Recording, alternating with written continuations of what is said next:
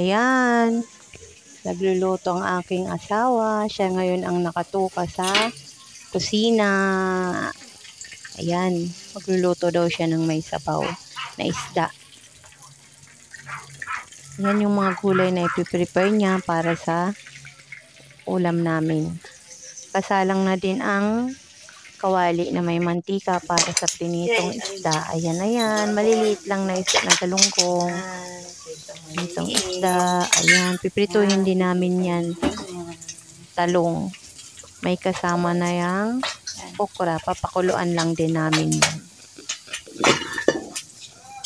May mga kasama pa yan. Ayan na yung luto na yung aming pritong isda na maliliit. Ayan. Ayan, may kamatis na kasama sa pritong isda namin yan. Ayan, yan naluto na din yung sinabawan niyang isda. Luto na din. Ayan na yung mga gulay na kanyang niluto. Puro gulay ang ulam namin ngayong gabi.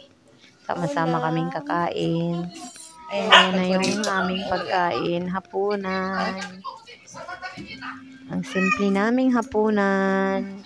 Asawa ko yung nagluto niyan. Ako lang yung nag-prepare ng lamisa. Yan, diba? Okay na yung aming simpleng hapunan. Kakain na lang kami. Inaantay na lang namin. Ayan na. Kakain na kami.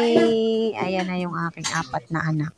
Ako at asawa ko. Terno pa kami ng damit, oh. Hindi ko yan pero terno kami ng damit.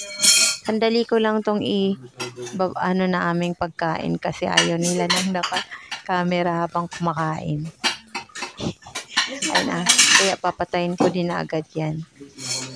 Na aming pagbablog dyan. Putulin ko yan maya-maya. Salamat sa pagnunood sa aming simpleng hapunan. Yan, sama-sama kaming kumakain. Thank you so much. Yan. Pinibigyan ko yung asawa ko ng ulam kaso ayan, kukuha na lang siya. Yan, papatayin ko na. Bye-bye. Thank you for watching. Babu. See you. Bye-bye.